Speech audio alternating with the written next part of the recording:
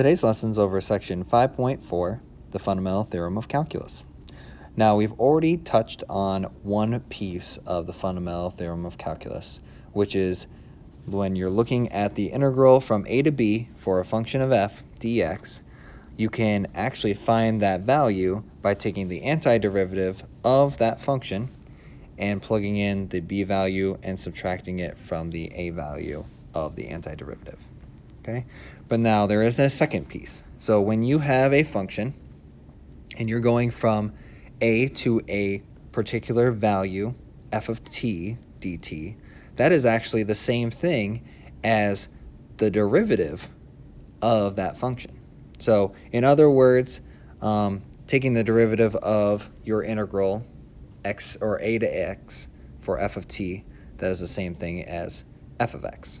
So you can literally just take the x value that you're going to and plug it in to find the derivative. That's the same thing.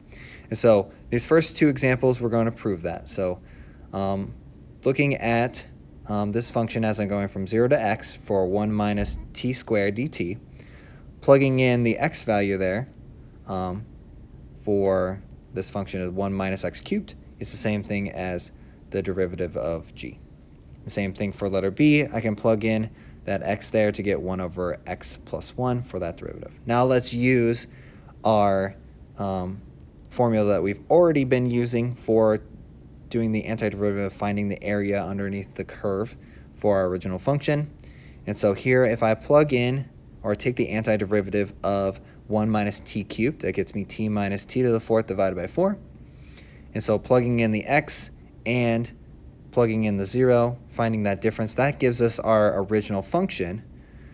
But then taking the derivative of that is the same thing as what the first piece is. So this second part and the first part are like tying each other together. So tying our derivatives together and tying our antiderivatives together for integrals.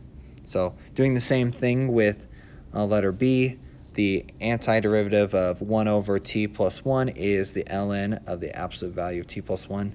Plugging in that x allows me to get ln of x plus 1, and then taking the derivative of that is 1 over x plus 1, which is the same as the first part.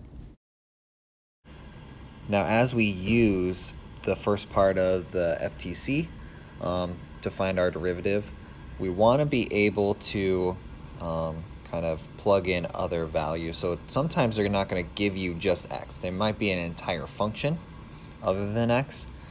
So when we do that, it's still kind of the same basic process. So here I have going from a to f of x for my h of t. So we find the antiderivative, which is capital H of t from a to f of x. And so just like the fundamental theorem calculus says, we'll plug it in and find the difference between those two values. Now, in order to do this, to find the derivative, I have to take the derivative. So when I'm taking the derivative of h, I would take that derivative. That gets me lowercase h. But because I have a function inside my function, that means we have to use chain rule. And so then I have to multiply whatever h of f of x is times f prime of f of x. And then the other h, capital H of a, that's just a constant value because we know what a is. So then like becomes 0.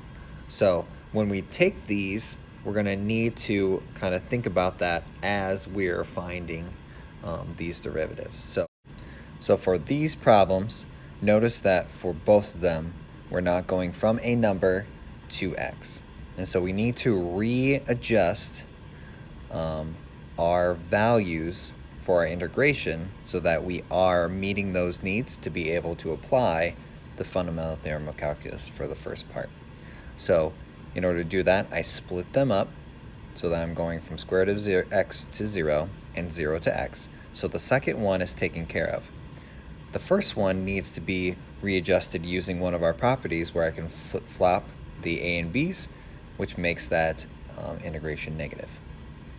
Then from there, now I can take the antiderivatives, so that would be e to the square root of x divided by square root of x, and e to the x divided by x, for those two respectively, with that negative sign in front of the first one.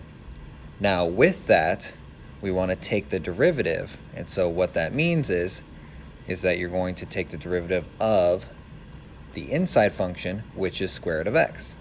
So then I multiply that to the first one, which is 1/2 x to the negative 1/2. The second one doesn't have that same problem because the derivative of the inside of x is just 1. So I don't need to worry about that one. And so readjusting and simplifying that first one gets me the following answer in red. Letter B, doing the same thing, I need to readjust the first one. So I'm going from 2x to 0 and then flip-flop it so I'm going from 0 to 2x. And then I take the derivative of the inside once I plug those in, which will be 2 and 3, and gets me the following answers. Okay, example 4, here we're using the same concept, but now we want to be able to find the area given a function using the first part of the FTC to help us actually get there. So here they want us to evaluate g of 0, g of 1, g of 2, g of 3, and g of 6. And so what that means is when I plug that into my integral, I'm actually saying from 1 to 0. So I'm looking for that area underneath the curve. But here, because it's 1 to 0, I need to flip that, so that gives me a negative area. So I'm actually talking about going backwards for my area. So it allows me to get the area of negative 2. Now, when I plug in 1, remember one of our properties when you're starting and stopping at the same point, then there is no area underneath that curve. So at 1, it's 0.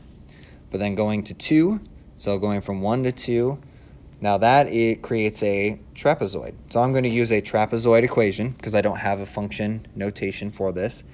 So find that my area is 3 there. Now the nice thing about this is once you start going, if I'm doing g of 3, the shape from 1 to 3 is not really great, but I already know what the area is from 1 to 2. So I can look at from 2 to 3 and find that area and just add it to what I found for g of 2, which gets me 5, because that's just a triangle. Now same thing for 6. I already know what the area is from 1 to 3, and so I need to just find out what the area is from 3 to 6, and so that turns out to be a trapezoid as well. So I'm going to use that formula, and that'll give me 5 plus a negative 4, which gives me an overall area of 1. Okay, now letter B wants us to be able to find what interval is g increasing. And so that would be from 0 to 3, because you're going up for values. The maximum would be at 3, where we got the value of 5. But then I want to be able to sketch a rough graph for letter D. And so that just means I'm plugging in my values, because g of 0, 1, 2, 3, and 6 are actually the original function values. So plugging all those in, I actually found what 4, 5, and 7 are, so I can complete my graph. And then that would be my answer. Okay, have fun.